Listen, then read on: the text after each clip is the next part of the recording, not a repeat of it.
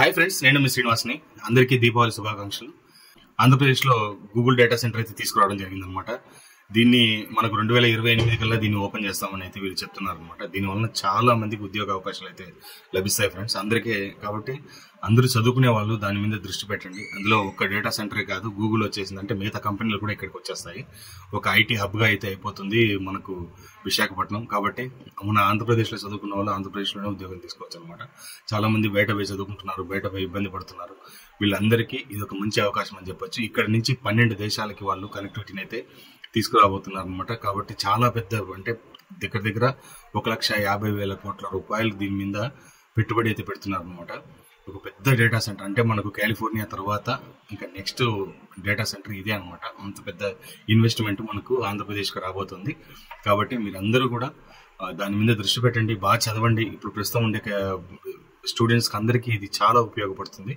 అందరూ బాగా చదవండి, అందరూ ఇక్కడే ఉద్యోగం తెచ్చుకోండి. అంతేకాకుండా ఇప్పుడు చాలా మంది దీని గురించి చాలా విధాలుగా మాట్లాడుతున్నారండి.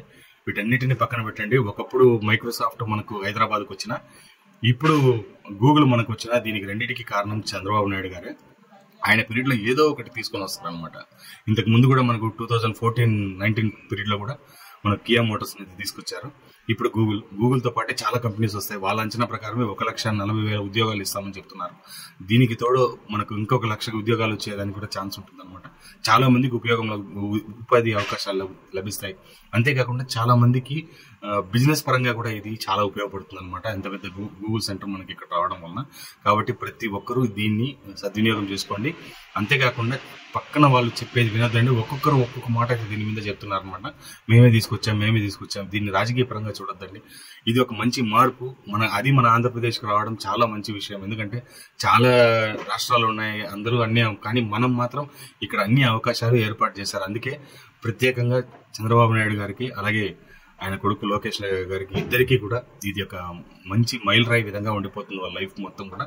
అది మనకు తొందరగా అందులోనే 2028లోనే వాళ్ళు, అంటే ఒక 3 ఏళ్ల లోపలనే దాన్ని స్టార్ట్ చేయాలని చెప్పి వాళ్ళు అనుకుంటున్నారు అనమాట. కాబట్టి దీనివల్ల చాలా ఉద్యోగ అవకాశాలు వస్తాయి.